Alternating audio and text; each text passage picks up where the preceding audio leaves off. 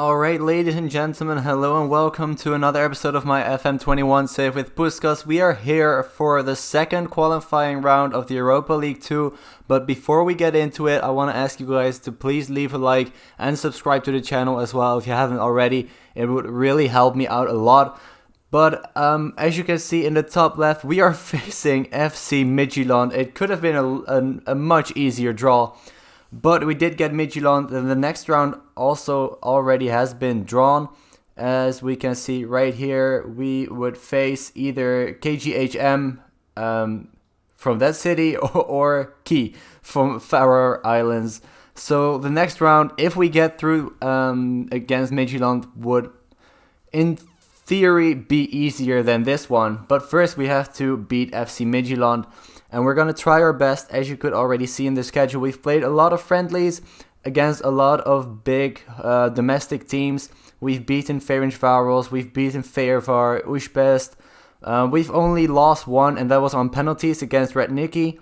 And we've won every other game in there. So, besides that, looking at the transfers, we've only got in one player on loan.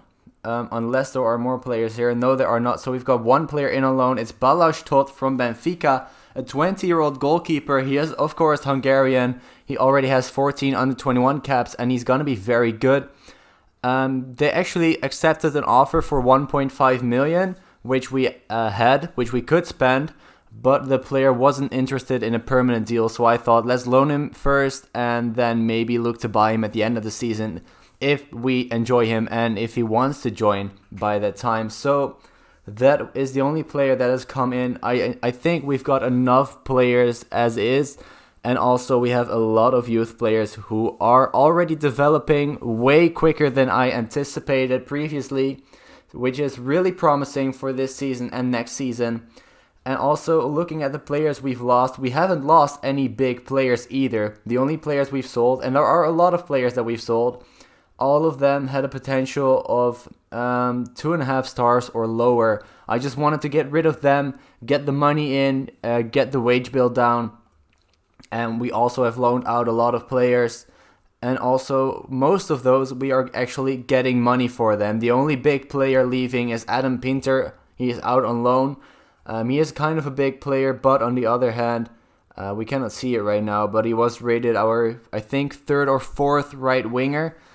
We have Gruber, of course, and Shanto, so he wasn't necessary to the club, and moving him on would mean that we could register the new goalkeeper Balázs Tóth. So that's actually the only transfer business that we've done here. So I think we're just gonna go straight into the first game. It's gonna be very tough. The first leg we are playing away from home, so let's just get straight into it. Here is the team that we're gonna put out. It's gonna be tough for multiple reasons. First, Midtjylland is a very good team. Second, as you can see right here, Demjen is out on international duty. Kata is out on international duty. And with them, we have a lot more players. We have 7 players away on international duty. Can we see Demjen, Gruber, Kata, Nemeth, Bobal, Balázs Tóth, and Rudolf Breklet. Besides them, Philip is injured and Benye is injured. So this first leg definitely is going to be tough. The second leg, the players are still, some of them are still out on international duty. So I don't know why they scheduled it here. I don't know why our players are gone, but they are, and we're just going to have to deal with it. We've got an 18-year-old goalkeeper and we've got a 19-year-old left back. Other than that, it's a pretty good lineup, I would say. So here we go. It's Victor Simon in goal, Kushnir, Komaromi, Nikolic, and Neri. Xonka, Major, Shanto, Kazdak, Kiss, and Kosha at striker. I don't think we've ever tried him out there before. We could actually try Korbu at striker. I think we're going to do that. He's more proven in the first team. He scored more goals as well. So let's get him on there. Kosta, we can play him on the bench instead of Photos, so let's do that. Let's actually swap him in for Gazdag and keep it like that for now. And let's just see where we'll get. As I said, Midtjylland are a very good opponent. I'm not sure where they finished last season in the Danish first division, but I can believe it's pretty high. Otherwise, of course, they wouldn't be in Europe. But other than that, they are a very good team with a good history as well. Especially when you look at their history of youth players, they've got a very good. They've got very good youth facilities, basically. So they have a lot of players. They've got some players that have come through their youth ranks playing at bigger clubs. Most notably, of course, Pione Sisto, who played in Spain for a little bit. Other than that, I actually cannot name a lot of them. But they did have a lot of good youth players. Oh, what? Oh, no. Of course. What I was going to say is that they have, when you start the game with them, they have got a lot of good youth players in their youth facilities, in their youth teams, and they actually score a goal 20 seconds into the match. And they're up 1-0. That start could be better. Østergaard opening the score for Midtjylland 20 seconds into the game. That's possibly a new record for quickest goal in the Europa League 2. Let's immediately demand more of the team. The thing is, as I said, we have a very much rotated side. We are playing away from home, and it's a very good team. And Simon could have picked it up instantly, but he dropped it. Luckily, there wasn't an opponent close to it. But if we get one away goal, then we actually have a good chance for the second leg, for the home leg. So that's the least I'm asking for, is to at least get one goal, get an away goal, and don't concede 4 or 5. Just keep it 1-1, maybe 2-1. We get a free kick here that should go in, but they clear it off the line, and we get a throw in following it. But sadly, that doesn't lead to anything. Their left winger is tired and probably received a knock. So I think they're gonna sub him off at halftime. Oh, his fatigue was actually getting better there. As you can see, we are kind of being dominated. We have had 4 shots, but all of them off target. So we have to do much better in the second half. And that's exactly what we're going to do. We're firing up the players. It is actually working. The players are motivated. It is still only 1-0, which isn't too bad if you think about it. If you look at our team, and if you look at the fact that they have 0 players out on international duty and we have got 7 and 2 injuries. So it isn't too bad, but it is still not enough, I think. As I said earlier, I think we do need at least one away goal. Korbu, maybe. I think he was offside. Or is he not? Marius Korbu, he is not offside. It's not going to be disallowed. Makes it 1-0 in the 62nd minute. And it's actually, we still have about 20 minutes to get a second goal here, because in the second half, they haven't had a chance yet. So let's get Gazdag on for Major in the midfield. Let's get Kiss off of there for Zuigerberg. And who else? Komaromi for Temesvari. Making 3 subs at once is risky, but I think these 3 subs could be what is needed for us to get a second goal and to get the win here.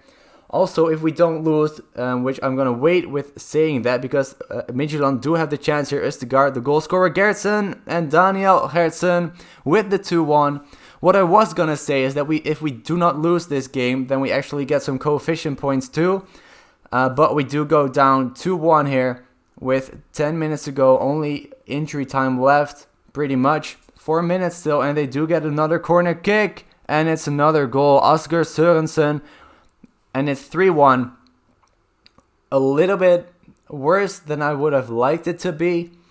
But still, it is not impossible for the home leg, because we do have that away goal. So if we win 2-0 at home, which I think could be doable, especially if we get some more first team players back from international duty, then we actually go through to the next round.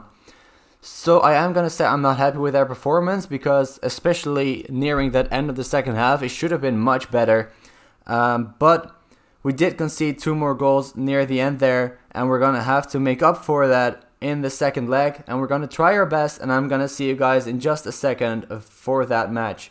And we are back for the return game against Midtjylland. We are playing at home. That's the positive news. The bad news is that, remember how I said earlier in the episode that we would probably have more players back? Well, we don't. It's only gotten worse, because now Komaromi is a little bit tired too. Korbu is not tired anymore, but as you can see, he is in need of a rest. We're not going to give him one, at least not before this game.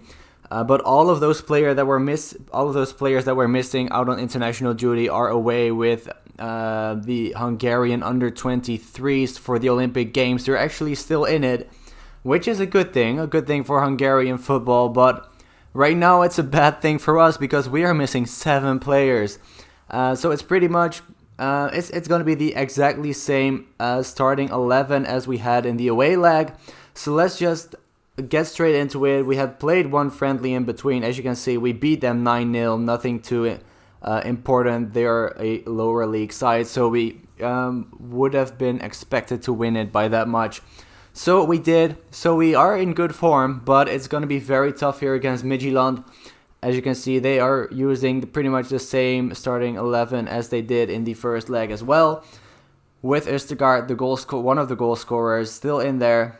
And we're going to have to play out of our skin here today if we want to get the result that we need. As I mentioned after last game, we need at least a 2-0 win. And that would put us through to the next round. And that's going to be very tough, especially now that we're not having more players back. But Marius Corbu actually tries to equal the record that Midtjylland set in the previous match. It actually wasn't a record in hindsight, but it was very quick, and Marius Corbu scores after 23 seconds to put us up 1-0. So 10 minutes gone, and we are up 1-0. We need one more goal to go through. Come on. Let's try to get that goal as quickly as possible and then build on that and get the third and the fourth to give Midtjylland no chance of coming back. Maybe right here we get another chance. Nieri, the left back, plays the ball to Kosta, to Kiss. Kiss loses it to Østergaard, and now Midtjylland can play out from the back, but they kick it long, and Simon can pick that up quite easily. So on one hand, I'm thinking let's push as much as possible. What a big space here on the right side. Shanto tries to put it in. Kushnir can do it as well. Shanto, but a good save by Sivertsen. So on one hand, I'm thinking let's push as much as possible so we can get that goal that we need as early as possible. But on the other hand, the more that we push, the more danger there's going to be at the back. And they get a red card. Mike Regard, their right back, gets sent off. And we have an hour left with 11 versus 10. As I was saying, on the other hand, I'm thinking let's not push that much yet and wait until the second half comes, which pretty much is right now. And then there's less time for them to come back from a 2-0 deficit. So, wasn't good enough. It was good, but it wasn't good enough. They have to do just a little bit better. We have to score at least one more goal. I'm not going more attacking. As I've said a couple of episodes ago, as soon as we go more attacking, we concede like we did against Feyenoord and Ferencváros, and I don't want to do that right now against Midtjylland in this important game. Except for if they do get one goal, then we have to go more attacking. But right now, I don't think we have to yet. Kiss plays in the cross. Xonka gets the loose ball. Xonka goes past one opponent. Could put in a ball. Kushnir, Shanto, Xonka again. What a ball. Kiss, Kushnir, and it's over the crossbar. And it's still 1-0, half an hour left. So let's berate the players one more time. Let's get Major in for Kosta, who is very tired. And with 30 minutes left, Victor Simon picks up the ball and could set up a counter-attack here. He tries to, but Midtjylland intercept that goal kick quite easily, and they are playing very patiently from the back. They don't need to score. Maybe they do after this attack as Corbo has the ball to Shanto. Rego Shanto puts it into the net. It's 2-0 after 61 minutes. And we're actually, if it ends like this, we are through to the next round. And we're going to get Kushnir off for... No, we're not, because Kushnir is not the only tired player. And Kushnir is one of the players that we really do need. So what we're going to do here is we're going to get Thomas Kiss off for Zygeber. And we're going to end with these 11 players on the pitch. Please don't let Midtjylland score here. If they do, then we're going to get extra time if we get one more goal. Midtjylland, and Daniel Gertsen does put it into the net. And if it ends like this, then Midtjylland are through and we are out with only 15 minutes left. We have to score at least once more. And we're going to go more attacking, the thing that we didn't want to do, but we have to. Let's not focus necessarily down the wings. We don't need to. We just need to get it into the box as much as possible. We get a free kick here. Daniel Gazdag but a good save by Sivertsen, and it's still 2-1. And he kicks it long to Gertsen, Daniel Gertsen, and luckily it's out for a corner kick. But it's still a big chance for Midtjylland here. Santos to take it from the right side, puts it into the box. Is it going to be a good one? It's cleared by Kushner again, and Gertsen picks it up on the other side of the pitch. And still Midtjylland in possession, not anymore as the highlight ends. Let's talk to the players one more time. Only injury time left. We need one more goal to get it to injury time. Not injury time, to extra time, sorry. And maybe we get a chance right here. Major to Gazdag. Come on, boys. Let's do it. Corbu, and it's in. No, it's offside. It's disallowed. No, that hurts so much. If that would have counted, then we would have gotten to extra time. But there is the final whistle. So disappointing in the end. If we would have not conceded that goal from Gertsen right there, then we would be through right now. But we're not. We're knocked out again in the first round that we're playing in. But I think the draw was really tough on us. As you can see, the next round we would be playing against either one of those very easy teams, or, well, at least easier than Midtjylland. I mean, look at some of the teams that are in there. We could have played FH or Finn Harps, Flora, Fola Ash from Luxembourg. I mean, there are so many teams in there that we could have beaten so easily. Look at Slavia Prague winning 18-2 against Pristina. Why are we not playing Pristina? Why do we have to get Midtjylland of all teams? It really hurts, especially after that lightning quick start. What? No, that's not right. That's not right. That's a bug, because this season is the season that we're in right now. Alright, I was a little bit scared that we were playing against the cup winners of last season, but we're not. But still a very good team. And they knocked us out, so let's see where we're gonna meet next episode. I think we are gonna do the games against this one in the cup, and then Feyervar right after. Two big matches. Well, the cup match is just a fun match. I always like a cup run, as I've mentioned earlier, and maybe we get to play against a little bit of a weaker side. Which would be good for our morale, and you could see a lot of goals, hopefully. So this is going to be it for this episode. Thank you guys so much for watching. If you enjoyed it, and I hope you did, please leave a like and subscribe as well if you haven't already. And I'll see you guys very soon. Bye bye.